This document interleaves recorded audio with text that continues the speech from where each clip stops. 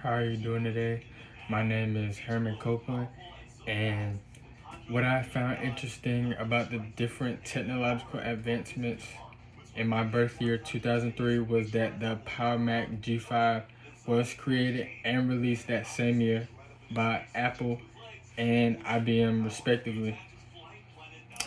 The Power Mac G5 was stated to be the fastest 64-bit processor of its time ever to be released by Apple and IBM.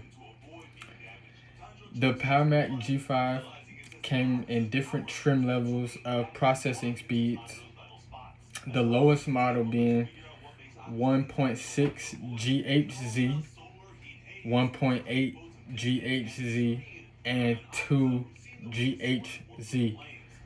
What GHz is in terms of computer or processing terms, it is basically how a computer processor determines how quickly the CPU can retrieve data. The Power Mac G5 also, well, each trim level of the Power Mac G5 also came with the same processor, the PC970, which actually crushed the Power Mac G5's predecessor, the Power Mac G4, in data speeds. The Power Mac G5 was able to process data, process speeds and store up to 27 gigabytes of data, whereas the Power Mac G4 could only handle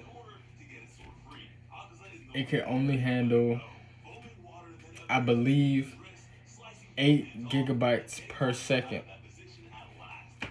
This is important because Apple and IBM released their computers to many businesses, colleges, and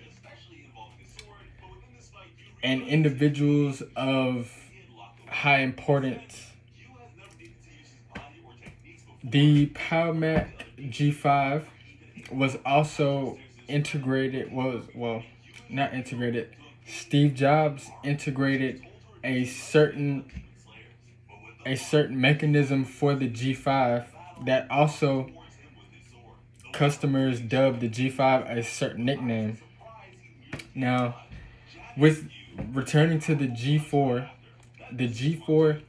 was stated by many customers that it would give off massive amounts of heat because it was just a big processor and it would give off a bunch of heat and it didn't have any vents or any way to cool itself off. But Steve Jobs implemented and integrated with the G5 a big